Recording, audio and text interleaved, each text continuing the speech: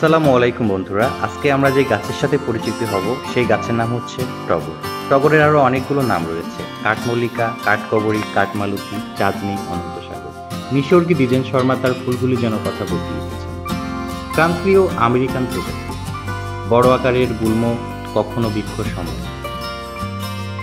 শীত ছাড়া সারা বছরই ফুল ফোটে, গন্ধহীন বা সুগন্ধি দুই ধরনের ফুলই পাওয়া যায়। পাতার কক্ষে বা ডালের আগায় সাদা ফুলে গাছ ভরে যায়।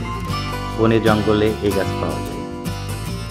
একটি প্রজাতির ফুল 3 থেকে 5 সেন্টিমিটার চওড়া, সিঙ্গল বা আধা ডাবল গন্ধহীন, দলনের আগায় 5টি পাপড়ি, চ্যাপ্টা। কোনো ফুলের পাপড়ির আগার চোখা, কোনোটা গোলাকার। অপর প্রজাতির ফুল বড়, ডাবল, সুগন্ধি। আবার নিসর্গী বিপ্রসাদ বড়ুয়া তার গাছপালা তরুলতা বইতে লিখেছেন টগর দুই রকম: থোকা টগর ও একক টগর। বাংলাদেশ ও ভারতে দুই ধরনের টগর পাওয়া যায়। একটি টগরের একক পাপড়ি, অন্যটির গুচ্ছ পাপড়ি। এদের বড় টগর ও ছোট টগর বলা হয়। টগর চিরহরিৎ, ঝোপঝাড় বিশিষ্ট গাছ। ঝাঁঝরা মাথার জন্য টগর গাছ সুন্দর। ডালগুলো সোজা ওঠে না, বহু শাখা পোশাখা নিয়ে ঝোপের মতো বাগানে শোর হয়। সুন্দর করে ছেড়ে দিলে চমৎকার ঘন ঝোপ তৈরি হয়। কলম করে চারা করা যায়। আবার বর্ষাকালে ডাল লাগালেও হয়। টগর সমতলের গাছ, পর্বতের প্রত্যন্ত অঞ্চলে দেখা যায়। বাংলাদেশের বনে বাদারে টগর এমনিতেই জন্ম। টগরের কাণ্ডের ছাল ধূসর।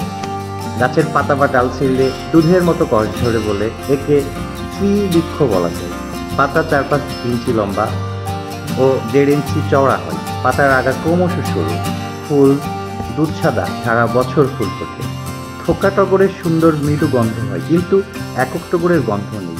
ফুল থেকে ফলও হয়, তার মধ্যে 3 থেকে 6টি বীজ হয়। বড় টগরের বোটা মোটা এবং একক ফুল হয়, পাতাও একটু বড়।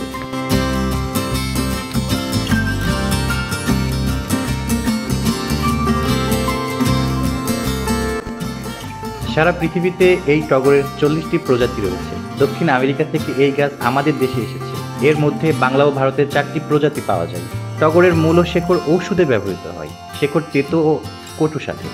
এতে কৃমি ও চুলকানি দূর হয়। ঘামাচিতে টগরের কাঠ ঘষে প্রতিদিন চন্দনের মতো গায়ে মাখলে উপকার হয়।